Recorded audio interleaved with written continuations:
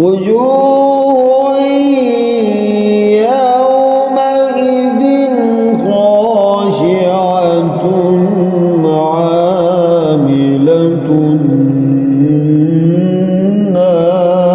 ناصبة تصلى نارا حامية تسقى من عين آنية ليس لهم طعام إلا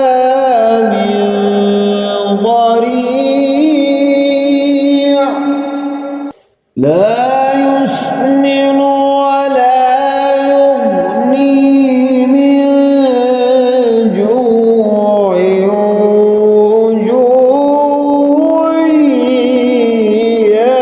يومئذ ناعمة لسعيها راضية في جنة عالية لا تسمع فيها لاغية فيها عين جارية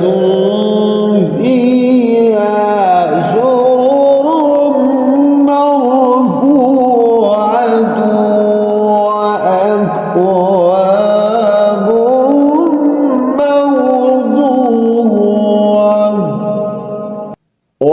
ونمارق مصفوفة وزرابي مبثوثة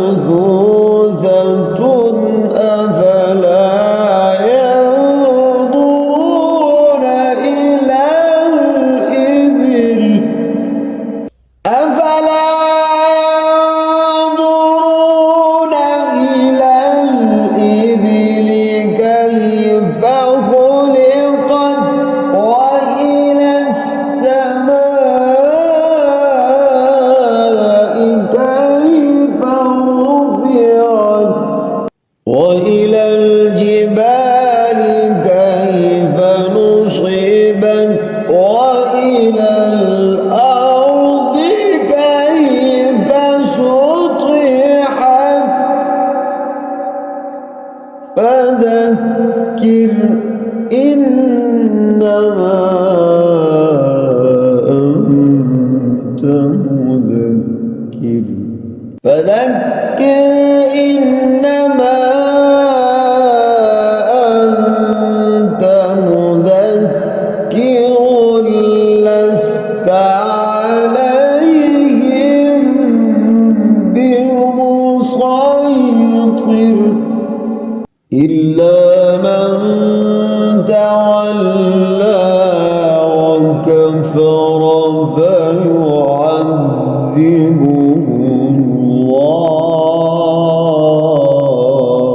الله إلا من تولى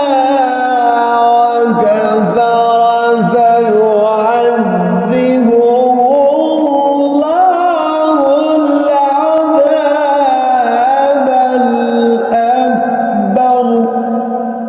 إن إلينا إيابهم